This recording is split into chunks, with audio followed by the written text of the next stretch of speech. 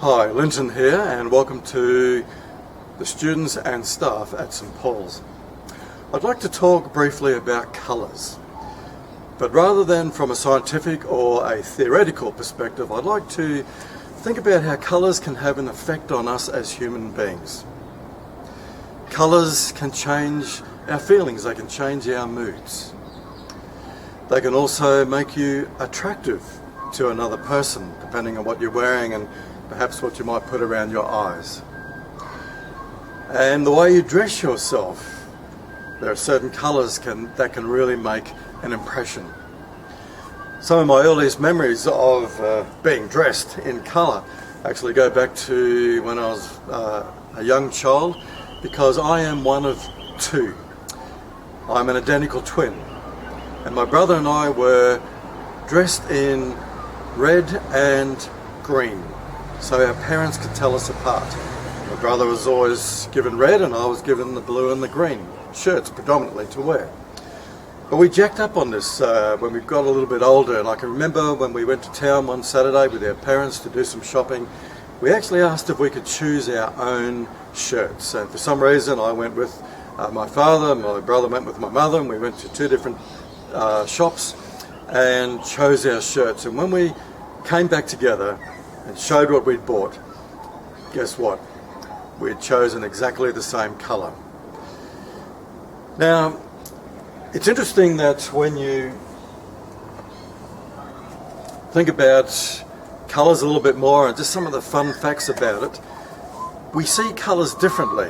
In fact, that's always that philosophical question: how do you know that what I'm looking at is what you're looking at?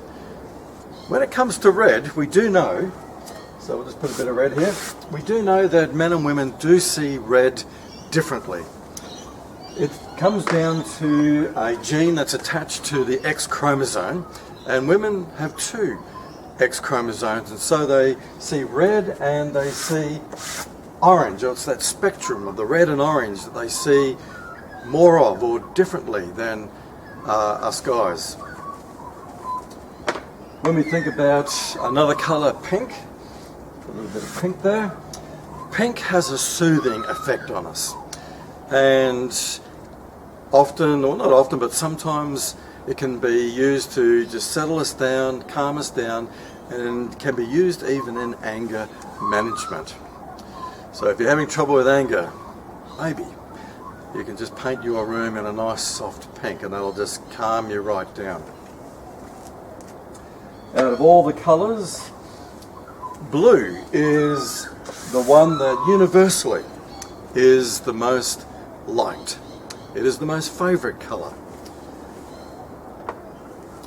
The one that, when I go back to thinking about how I was dressed in blue and green and my brother's dressed in red, it's interesting that you do after a while sort of choose a colour that you feel best represents you or your personality, and I've often thought about that, and I think that for me the one that really I enjoy using a lot and use in many of my paintings is the magenta or scarlet or purple.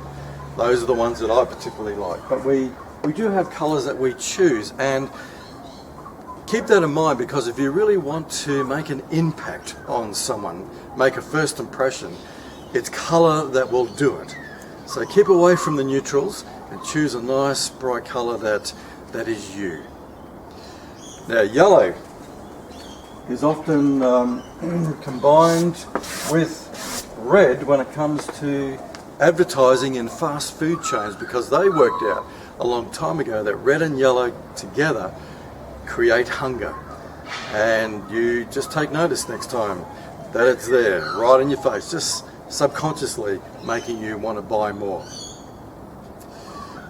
Now, black, which can be argued is that a colour or not, but black also gives that impression of perceived power. And that's why businessmen and women dress in black. It makes them look important. There's a powerfulness there.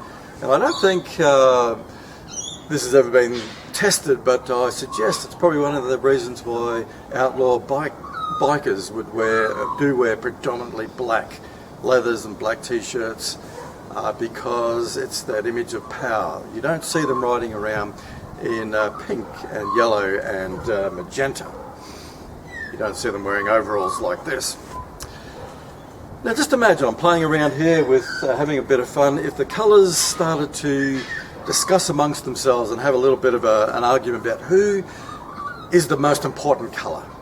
And red stands up and says, well, of course it's me because I'm the hottest. And blue says, oh, hang on, red, you might be hot, but I'm the coolest.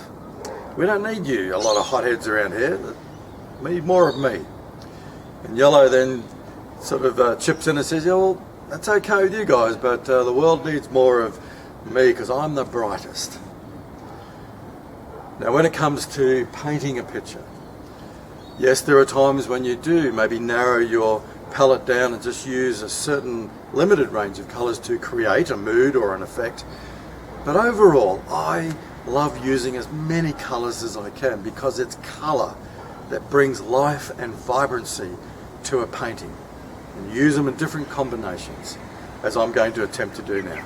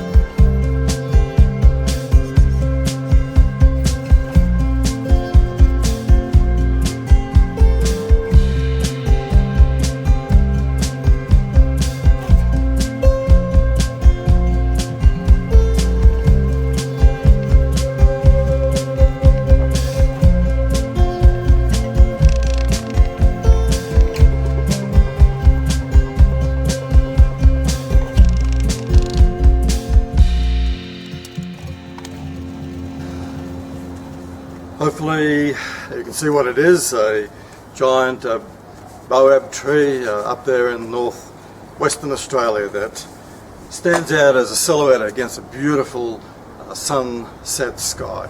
All the colours there I've tried to combine to just give it life and vibrancy. And what I'm trying to now bring this to a point that I want you to go away and think about, and that is that if you liken our school to a work of art, a living, breathing work of art that is constantly in progress.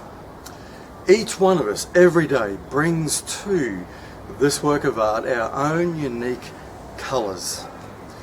And they're going to be different for every one of us because we are all unique. But together we can make an amazing piece of art. Your colours are your God-given talents, your gifts and your abilities, your way of looking at the world, your way of expressing yourself.